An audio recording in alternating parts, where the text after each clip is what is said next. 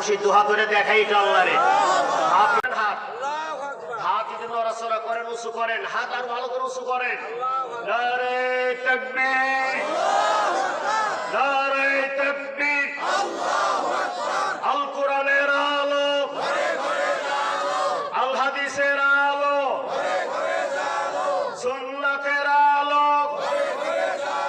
বায়াতের আলো। নারে তাকবীর। আমরা সকলে পড়ি আলহামদুলিল্লাহ। আমার পূর্বে অনেক আলেম ওলামা ভালো ভালো কথা বলেছেন আল কোরআনুল কারীম থেকে, আল হাদিস শরীফ থেকে। আমি ছোট মানুষ, আমার বাড়ি আরিসেঘাট, শিবালয় থানায়, মানিকগঞ্জ জেলায়। আপনারা মানিকগঞ্জ সদর এসেছেন, আছেন। আপনারা আমার এলাকাবাসী, প্রিয়বাসী, একই জেলার লোক আমরা। কি বলেন আপনারা? তারপরে এখানে আল্লাহ পাক হাজার হাজার মানুষ থেকে আপনাকে আমাকে মনোনয়ন করে এখানে বসার জন্য, আসার জন্য তৌফিক দান করেছেন। এটা কপালের ব্যাপার আছে কিনা জোরে কোন, জোরে কোন আছে কিনা জোরে কোন। এখানে দেখেন অনেক সন্তান হয়তো বা মাহফিলের চারপাশে দাঁড়ায় চানাচুর বাদাম খাচ্ছে, গল্প গুজব করছে, কিন্তু কপালে নসিব হয় নাই জান্নাতের বাগানে বসার। কথা ঠিক কিনা জোরে কোন। আজকে আমি আপনাদের কাছে অনুরোধ করব, আমি যদি ফজর পর্যন্ত ওয়াজ করি, কে কে শুনবেন না হাত তোলেন।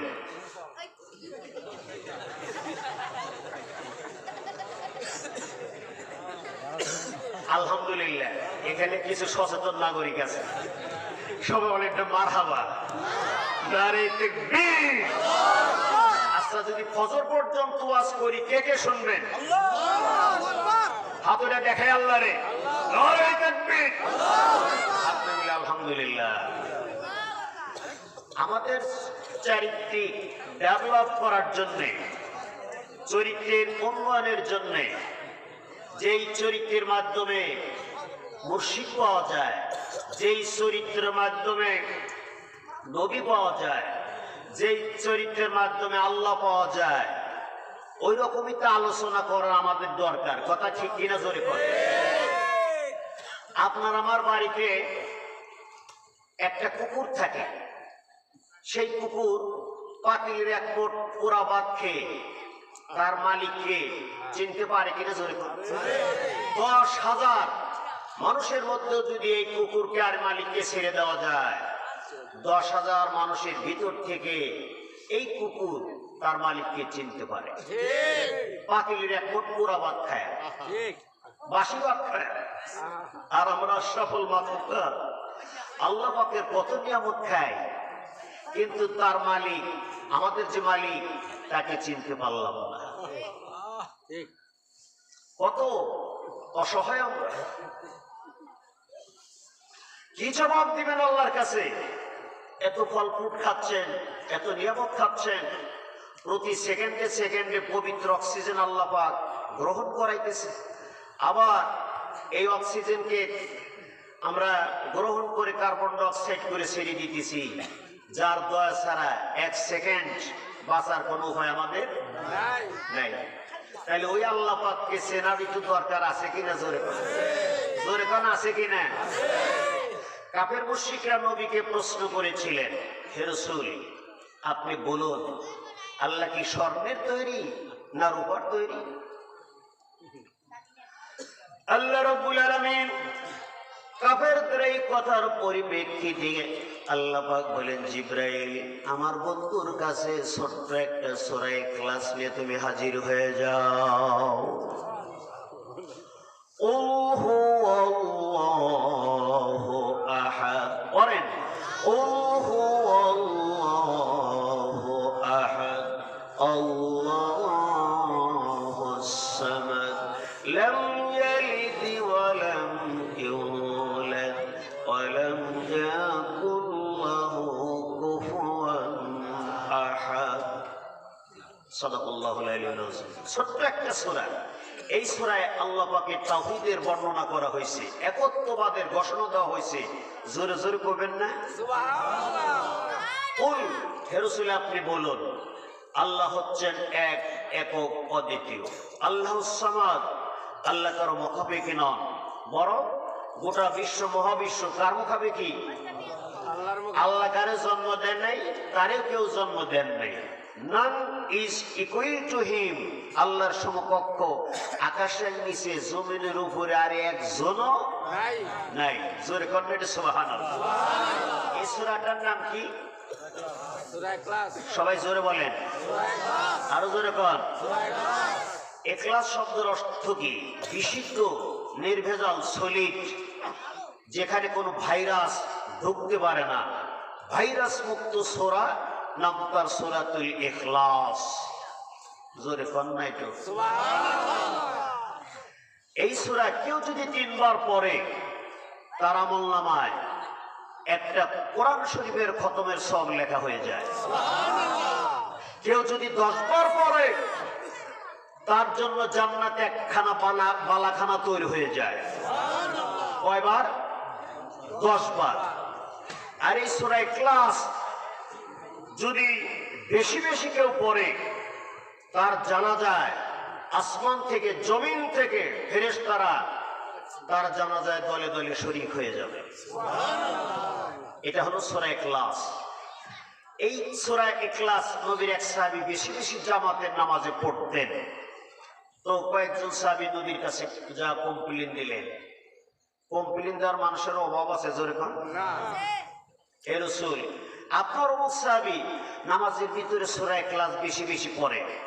রাসূল বললেন, তাহলে যে সাহাবী বেশি বেশি সূরা ইখলাস পড়ে তাকে ডাকো। সে আসলেন।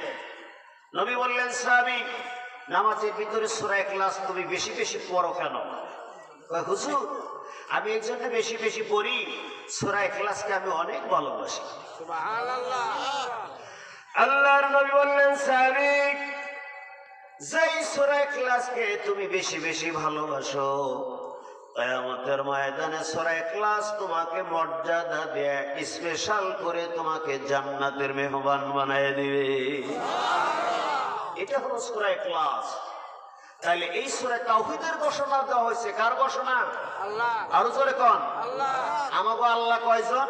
একজন, এক, একক, অদ্বিতীয়। আল্লাহর কোনো শরীক নাই। জোরে কোন না সুবহানাল্লাহ।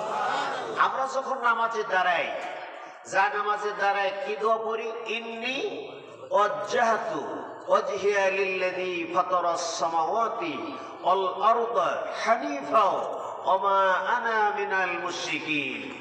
এই দোয়াটা আমরা পড়ি কিনা জোরে কোন? লাস্টের যে শব্দের অর্থ যে আমরা মুশরিকদের অন্তর্ভুক্ত নই, আমরা মুশরিক নই, মুশরিকদের অন্তর্ভুক্ত নই, এক আল্লাহ আমরা বিশ্বাসী। কথা ঠিক আছে কেন? হাদিস শরীফের মধ্যে আসছে, হাসরের মাঠ যেদিন শুরু হবে, আমার আল্লাহ পাকের হাবিব বলেছেন, হযরত জাতির পিতা ইব্রাহিম খলিলুল্লাহর সঙ্গে, নবীজি বলেন, জাতির পিতা ইব্রাহিম খলিলুল্লাহর সঙ্গে পিতা আজর তারেকের সঙ্গে তার দেখা হয়ে যাবে। জোরে কোন সুবহানাল্লাহ। ইব্রাহিমের পিতার সাথে দেখা হবে। নবী বলতেছে, যখন দেখা হবে তখন ইব্রাহিম আলাইহিস সালাম দেখতে পাবে অনেক হাফেজ, অনেক আলেম, অনেক নবীগণ মহব্বতের লোকদেরকে নিয়ে নিয়ে সুপারিশ করে করে জান্নাতে পৌঁছে দিচ্ছে। ইব্রাহিম আলাইহিস সালামের সামনে তার পিতা আজর। নবীজি বলেন, যখন বাপ বেটার সাক্ষাৎ হবে, ইব্রাহিম আলাইহিস সালাম তখন আল্লাহকে বলবে, আল্লাহ এ তো আমার বাবা, সে তো আজ জাহান্নামে যাবে, একটু ব্যবস্থা করা যায় না সুপারিশের ব্যাপারে? আল্লাহ কয়, কাফেরদের জন্য আমি জান্নাত হারাম করে দিয়েছি। মুশরিকদের জন্য জান্নাত হারাম, কাফেরদের জন্য জান্নাত হারাম। ইব্রাহিম আলাইহিস সালাম এত বড় জলিল কদর নবী, যিনি জাতির পিতা ইব্রাহিম খলিল, তার বাবার জন্য তার সুপারিশ কবুল করা হবে না, হবে না, হবে না। কেন? তার কোন ঈমান নাই, সে ছিলেন মুশরিক, ইব্রাহিমের পিতা ছিলেন কাফের। কথা ঠিক কিনা জোরে কর, ঠিক কিনা জোরে কর। হযরত ইব্রাহিম খলিলুল্লাহ বলবেন, আল্লাহ হাসরের ময়দানে আমার আব্বা আজর আজকে যদি তুমি আমার সুপারিশ কবুল না করো, সে তো জাহান্নামে যাবে।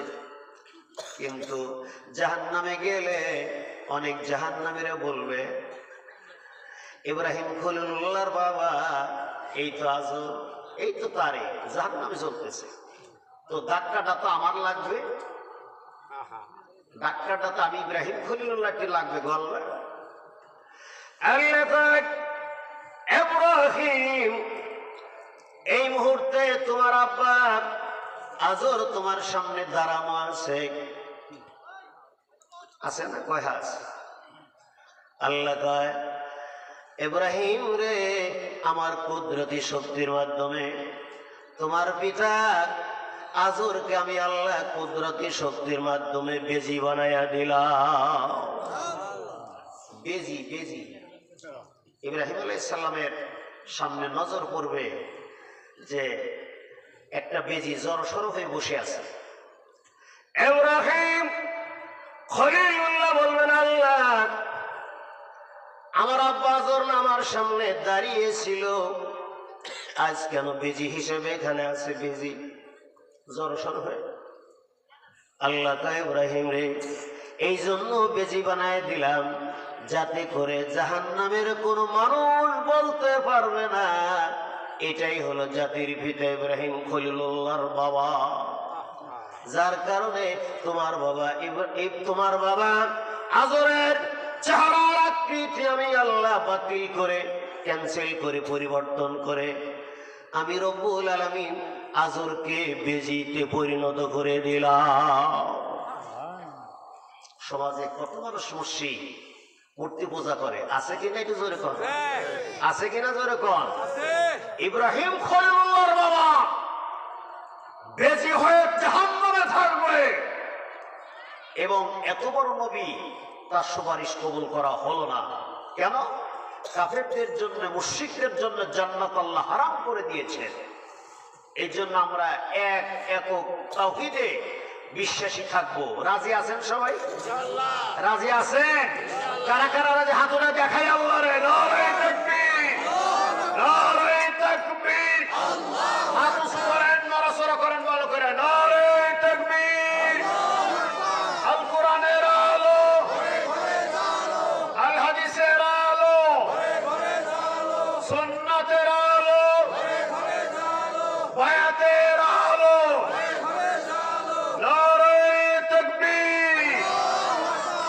সকলে পড়ি আলহামদুলিল্লাহ। তাহলে আমরা মুশরিক নই। ওমা আনা মিনাল মুশরিকিন, আমরা মুশরিক নই।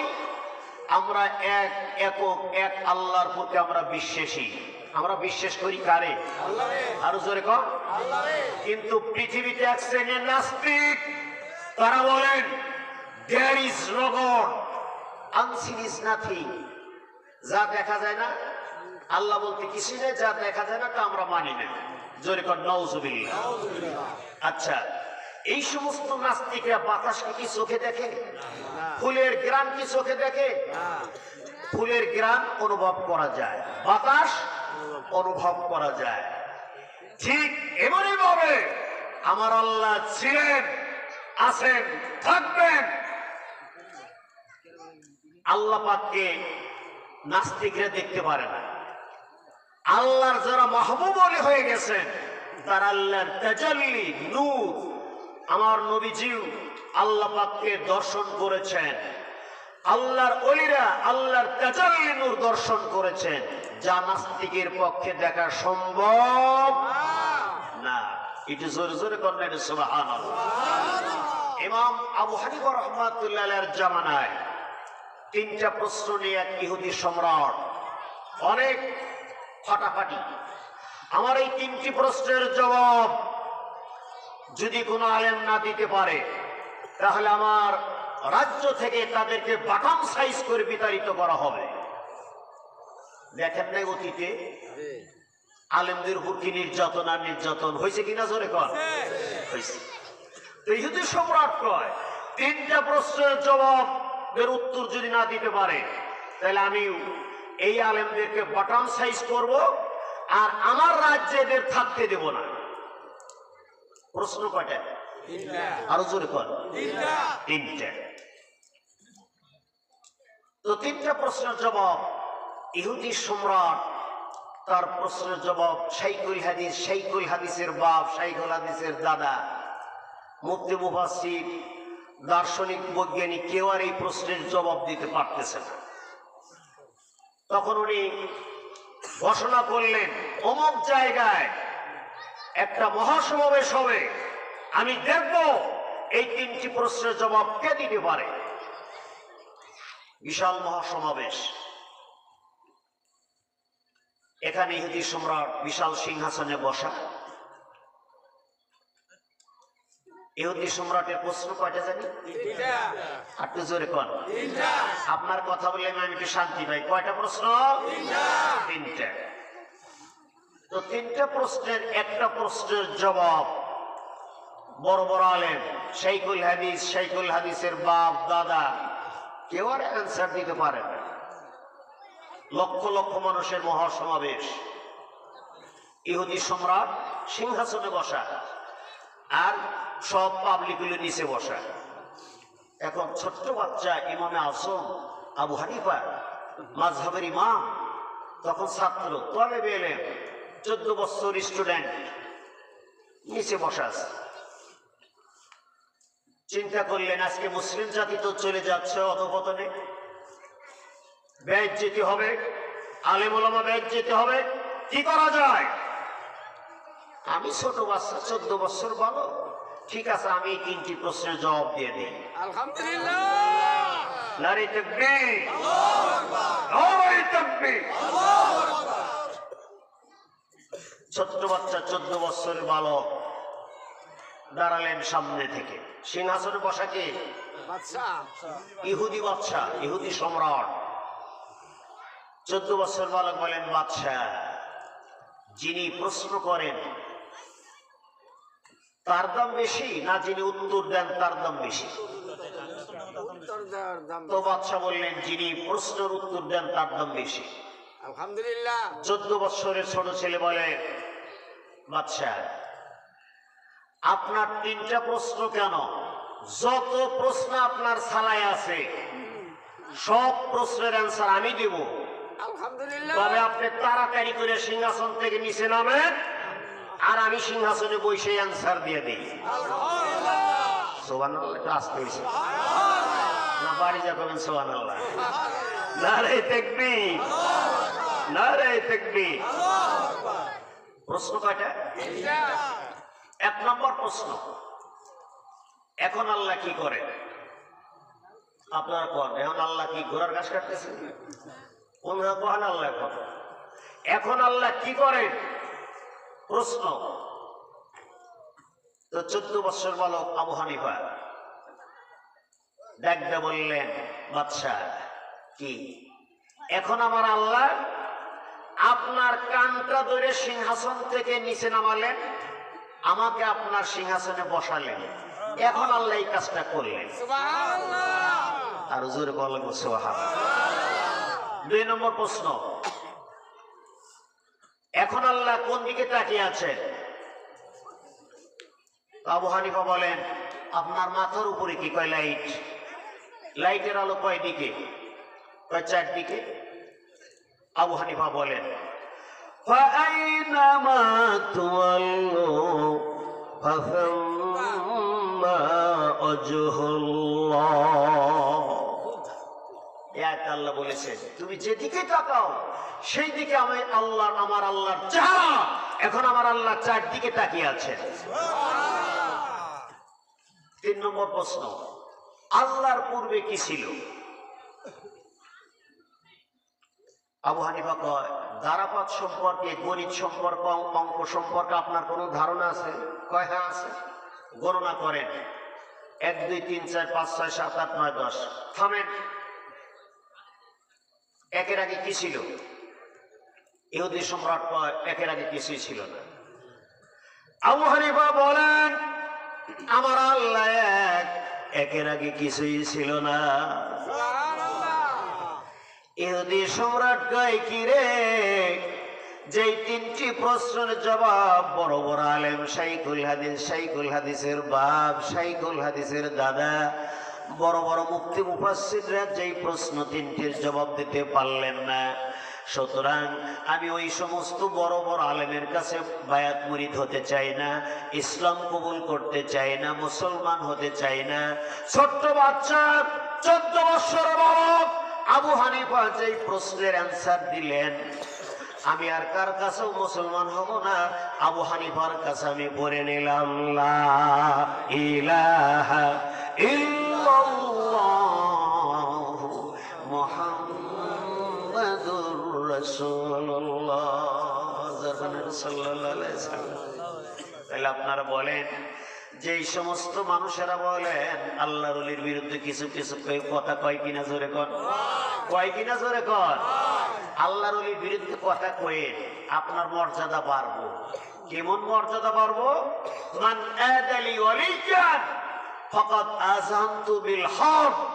আল্লাহ ওয়াজ করেন হাদিসে কুদসি, আমার ওলিদের সঙ্গে যারা শত্রুতা পোষণ করে আমি আল্লাহ নিজেই তার বিরুদ্ধে যুদ্ধ ঘোষণা করি। তাহলে আল্লাহর ওলির বিরুদ্ধে কথা কইলে পজিশন খারাপ না ভালো? আরো জোরে কর, খারাপ না ভালো?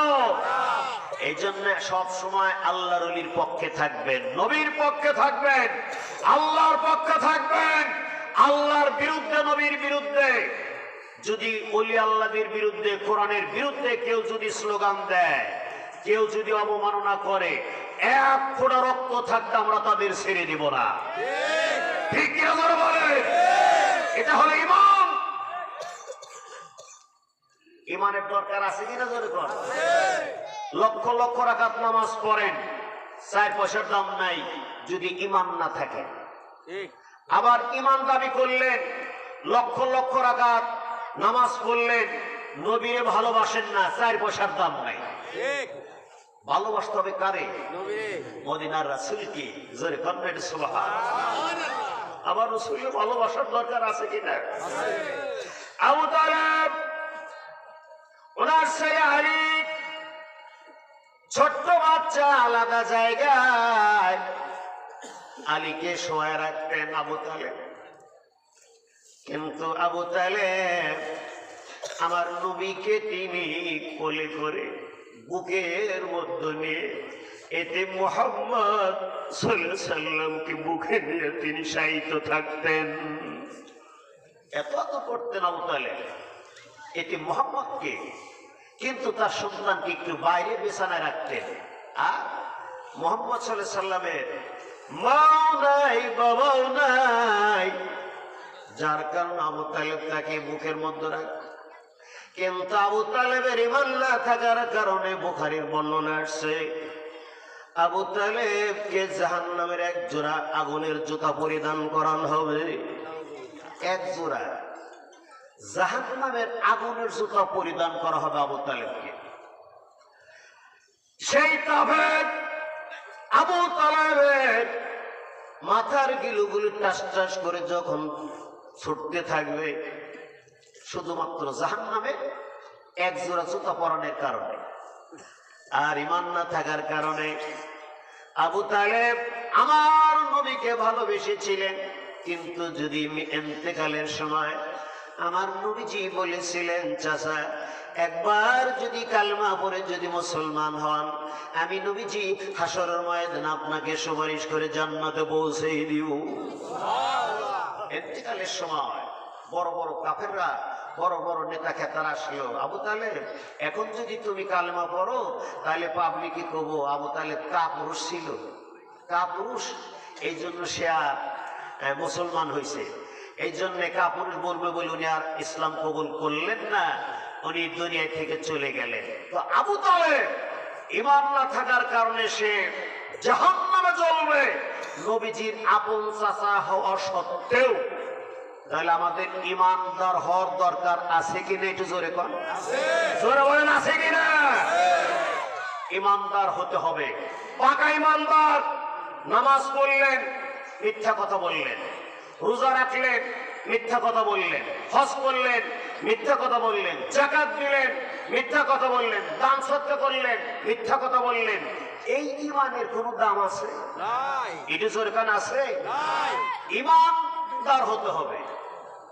হযরত নূহ আলাইহিস সালামের জামানায় নূহ আলাইহিস সালাম সবাইকে তাওহীদের দাওয়াত দিতে লাগলেন, ইসলামের দাওয়াত দিতে লাগলেন। সবাই টুকটাক কেউ কেউ ইমান আনতেছে, আবার আনতেছে না। একজন বুড়ি ইমান আনলেন, এটা সরকার না মারহাবা। তো নূহ আলাইহিস সালাম বললেন, বুড়িমা, বন্যা যখন হবে, বন্যা আসলেই, আবাস পাইলেই আমি আপনাকে জাহাজে উঠাই নেব। আল্লাহর নির্দেশ, আমি জাহাজ বানাইতেছি। জোরে কোন। তো বন্যা 40 দিনের বন্যা সারা পৃথিবী ব্যাপী। তো নূহ আলাইহিস সালাম বললেন যে আপনাকে আমি জাহাজে উঠাই নেব, এ কথা বললেন। কিন্তু বন্যা আসলো, জাহাজ নূহ নবী বানাইলেন। এই জাহাজটা ছিল 300 গজ লম্বা। কত গজ? তাফসীরি কিতাবের ভিতর দেখলাম গতকাল 300 গজ লম্বা। 300 গজে কয় হাত? 600 হাত। আর 100 গজ নাকি 50 গজ প্রস্থ, তাহলে 50 গজে 100 হাত 5, আর 30 গজ উঁচু, মানে 60 হাত উঁচু। দুই পাশ দিয়ে অনেক জানালা ছিল এই জাহাজে। তো জাহাজ স্টার্ট নিবে কি করে? তদানীন্তন সমাজে কোন ইঞ্জিন মেশিন পত্র ছিল না। আল্লাহ কয় জিবরাইল, আমার নূহ নবীকে জানায়া দাও, নূহ নবী পড়বে বিসমিল্লাহি মাজরিহা ওয়া মুরসাহা। আল্লাহর নাম নিয়ে নূহ নবী যখন জাহাজ স্টার্ট করবে, জাহাজ চলতে থাকবে। আর যখন জাহাজ থামানোর প্রয়োজন হবে, ফুল স্টপ, থেমে যাও, তখন নূহ নবী বলবেন ওয়া মুরসাহা। যেরকম সুবহানাল্লাহ, বিসমিল্লাহি মাজরিহা, আল্লাহর নামে স্টার্ট শুরু হয়ে গেল, ওয়া মুরসাহা থেমে গেল, বন্ধ হয়ে গেল, ফুল স্টপ। এটা হলো আল্লাহর নামের ইঞ্জিন, মেশিন, পাওয়ার। জোরে করবেন না একটু? নারায়ে তাকবীর। 40 দিনের বন্যায় এই জাহাজে অনেক ইমানদার যখন উঠলেন, তাদের জীবনটা যখন বেঁচে গেল। নূহ আলাইহিস সালাম 40 দিনের বন্যা শেষে জাহাজ থেকে নেমে তিনি একটু পায়চারি করতেছেন, আর ভাবলেন আমি একটু লক্ষ্য করে দেখি সামনে যেন একটা ঝুপড়ি ঘরের মতো দেখা যায়, কুড়ে ঘরের মতো দেখা যায়। নূহ আলাইহিস সালাম চিন্তা করলেন 40 দিনের বন্যায় বিল্ডিং কাটা পড়ছে, গাছপালা তরলতা শেষ হয়ে গেছে, ঝুপড়ির মধ্যে, কুড়ে ঘরের মধ্যে আবার কি ঝুপড়ির মতো দেখা যায় কুড়ে ঘর। উনি গেলেন, সামনে গেলেন, যা দেখে যে কুড়ে ঘরের ভিতরে একজন বুড়িমা, মানে সুন্দর এনভায়রনমেন্টে, সুন্দর পরিবেশে তিনি অবস্থান করতেছে, বসবাস করতেছে কুড়ে ঘরের মধ্যে। জোরে কম। নারায়ে তাকবীর। হযরত নূহ আলাইহিস সালাম কুড়ে ঘরের সামনে আসলেন। বুড়ি নূহ নবীকে ডাক দিয়ে বললেন, আমার মন কয় আল্লাহর পয়গম্বররা কোনোদিন মিথ্যা কথা বলেন না। বন্যা কবে হবে সেই বন্যার খবর দেওয়ার জন্য আপনি নূহ নবী আমার কাছে এসেছেন। নূহ আলাইহিস সালাম তাৎক্ষণিক সিজদায় পড়ে গেলেন। রব্বুল আলামিন 40 দিনের বন্যায় বিল্ডিং কাঠ হয়ে পড়ে রইল, গাছপালা তরলতা যেখানে শেষ হয়ে গেল, এই ঝুপড়ির মধ্যে, কুড়ে ঘরের মধ্যে এই বুড়ি কেমনে বাসা রইল। আল্লাহ তখন ডাকতে বলে, নূহ রে, বিপদ যখন এলো, বন্যা যখন এলো, এই সময় তুমি তোমার উম্মতকে ভুলে গিয়েছো, ভুলে যেতে পেরেছো, কিন্তু আমি আল্লাহ রহমানুর রহিম, আমার বান্দিকে আমি আল্লাহ ভুলতে পারি নাই। আমার ভাইরা, আমার আল্লাহ ইমানদারদেরকে কত ভালোবাসেন। 40 দিনের বন্যায় সারা পৃথিবী ব্যাপী যে বন্যায় সেখানে সব কিছু শেষ হয়ে যায়, বুড়ি কেমনে করে বাঁচা থাকে? এর কারণ হলো ইমানদাররা যখন আল্লাহর প্রতি ঈমান আনে, নবীর প্রতি যখন ঈমান আনে, পৃথিবীর কোনো টর্নেডো, পৃথিবীর কোনো ব্লাড, পৃথিবীর কোনো বন্যা, পৃথিবীর কোনো সাইক্লোন, ঘূর্ণিঝড় তাদেরকে ধ্বংস করতে পারে না, পারে না, পারে না। তার কারণ হলো ইমানদারকে বিজয়ের দান করার দায়িত্ব স্বয়ং আল্লাহ। ওয়ালা তাহিনু ওয়ালা তাহজানু ওয়া আনতুমুল আলাউনা ইন কুনতুম মুমিনিন। আল্লাহ বলেন, তোমাদের কোনো ভয় নাই, তোমাদের কোনো চিন্তা নাই, যদি মুমিন হও আমি রব্বুল আলামিন তোমাদের বিজয়ের মালা পরিধান করাইয়া দিব। নারায়ে তাকবীর। কথা ঠিক আছে কিনা জোরে কোন? আছে কিনা জোরে বলেন। তার ইমানদার হওয়ার দরকার আছে কিনা একটু জোরে কোন। জোরে বলেন আছে কিনা। আর ইমানদার যখন হবেন আপনার ঠিকানা কোথায় জানেন? ডাইরেক্ট জান্নাতুল ফেরদাউস। অন্যান্য বেহেশত আল্লাহ পাক অন্যান্য প্রক্রিয়া তৈরি করেছেন, আর জান্নাতুল ফেরদাউস আমার আল্লাহ তার নিজের কুদরতি হাত দিয়ে তৈরি করেছেন। তাহলে বেহেশতের মধ্যেও একটু মর্যাদা এদিক সেদিকে আছে কিনা জোরে কোন। জোরে বলেন আছে কিনা। বেহেশত জান্নাতুল ফেরদাউস আল্লাহ নিজে ইমানদারদেরকে দিবেন। সূরা কাহফে শেষ আল্লাহ বলছেন, ইন্নাল্লাযীনা আমানু ওয়া আমিলুস সালিহাতি কানাত লাহুম জান্নাতুল ফিরদাউসি নুজুলা। আল্লাহ পাক বলছেন, নিশ্চয় যারা ঈমান আনবে, আমলে সালেহ যারা করবে, তাদের ঠিকানা হলো জান্নাতুল ফিরদাউস।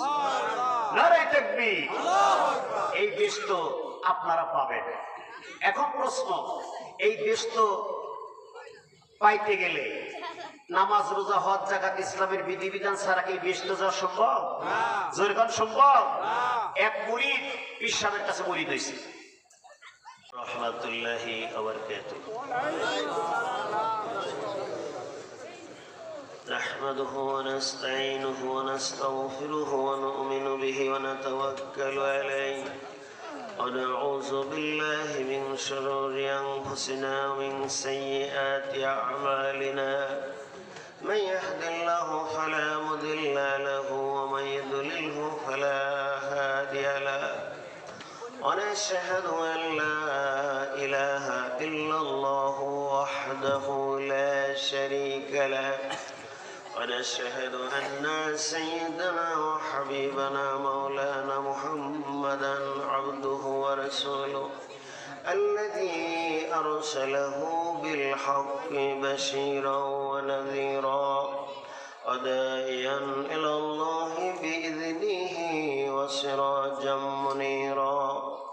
فقد قال الله تعالى في كلامه المجيد وفي فرقانه الحميد. أعوذ بالله من الشيطان الرجيم. أعوذ بالله من الشيطان الرجيم. بسم الله الرحمن الرحيم. إن الله وملائكته يصلون على النبي يا أيها الذين آمنوا صلوا عليه وسلموا تسليما. اللهم صل على جري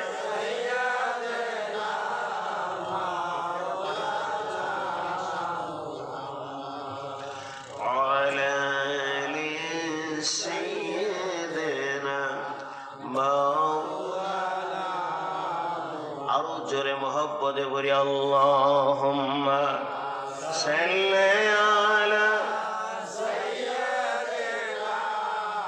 মাওলানা মুহাম্মদ ওয়া আলা আলি সাইয়্যিদিনা মাওলানা। कोई तो जाएगा जन्नत में और कोई जहन्नम में, हम दौड़ेंगे मदीना की तरह दाना मोहम्मद का। अल्लाहुम्मा सल्ली अला जरे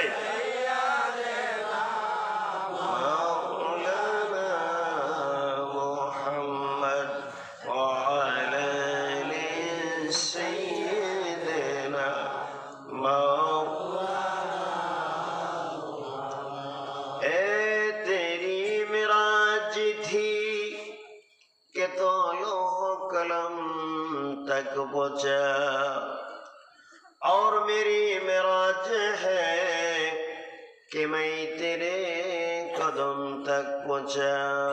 बलगल उला बिकमालिही कशफत दुजा बिजमालिही हसनत जमीउ खिसालिही सल्लु अलैहि व आलिही। اللهم آمين।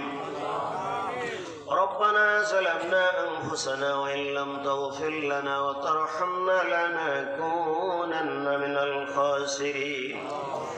رب العالمين মানিকগঞ্জ সদর পাত্রাইল বাইতুন নূর জামে মসজিদের উদ্যোগে এত সুন্দর জান্নাতের পার্লামেন্টে কিছু সংখ্যক গুনাহগার বান্দা বান্দীদেরকে নিয়ে ভিক্ষুকের ন্যায় বিনীতভাবে মোনাজাতে হাত তুলেছি। রে আল্লাহ, মেহেরবানি করে আমাদের জীবনের গুনাহগুলি মাফ করে দাও। আল্লাহ তাআলা, আজকের এই মোনাজাতে আমার সামনে কত সাদা দাড়িওয়ালা মুরব্বী, আমার মন কয় হয়তো ওদের অনেকের মা নাই।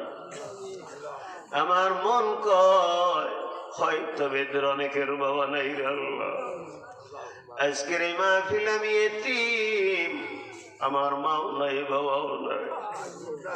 আল্লাহ, জীবনের জন্য মা বাবা ডাক তুমি বন্ধ করে দিলে। রে আল্লাহ, জীবনে কোনোদিন মা বাবার কদম বুসি করে আর দোয়া নিতে পারবো না। মা বাবার চেহারা দেখে জীবনে কোনোদিন কবুল হজ্জের সওয়াব পাবো না।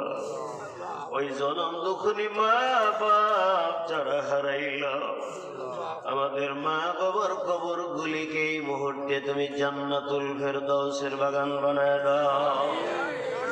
আল্লাহ তাআলা, এই মাহফিলের আয়োজন করতে গিয়ে এলাকাবাসী সহ যুবক ভাইয়েরা সহ আমার মুরব্বী সহ মা বোনেরা সহ বারবার টেলিফোন করেছেন জাহিদুল ইসলাম, আমিরুল ইসলাম, ইমাম সাহেব হুজুর সহ অনেক আলেম উলামা যারা আমার আগে ওয়াজ নসিহত করলেন। আল্লাহ, সবাইকে তুমি কবুল আর মঞ্জুর করে লও। আল্লাহ তাআলা, এই মাহফিলের যারা আয়োজন করেছেন, শোনার জন্য যারা এসেছেন, কিয়ামতের ময়দানে মুসিবতে পড়ে গেলে এ মাহফিল আমাদের সকলের জন্য নাজাতের ফয়সালা করে দিও আল্লাহ। আল্লাহ তাআলা, যেদিন মালাকুল মউত মরণের চিঠি নিয়ে আসবেন, ওই দিন সকলের অন্তরে জারি করে দিয়েন লা ইলাহা ইল্লাল্লাহু মুহাম্মাদুর রাসূলুল্লাহ সাল্লাল্লাহু আলাইহি ওয়াসাল্লাম। মুহতারাম উপস্থিত, আজকের মাহফিলের সুযোগ্য সুদক্ষ মাননীয় সভাপতি সাহেব, প্রধান অতিথি, বিশেষ অতিথিবৃন্দ, হযরত উলামায়ে কেরাম, ইসলামের আশিকিন জাকিরিন শাকিরিন ভাই ও বোনেরা, মানিকগঞ্জ সদর পাত্রাইল বাইতুন নূর জামে মসজিদের উদ্যোগে এত সুন্দর বেহেশতের বাগানে, জান্নাতের উদ্যানে যে আল্লাহ পাক আসার জন্য বসার জন্য তৌফিক দান করেছেন, এতে সকলে আমরা বেজার। কারা কারা খুশি দুহাত ধরে দেখাই এটা আল্লাহরে, হাত নড়াচড়া করেন আর উঁচু করেন।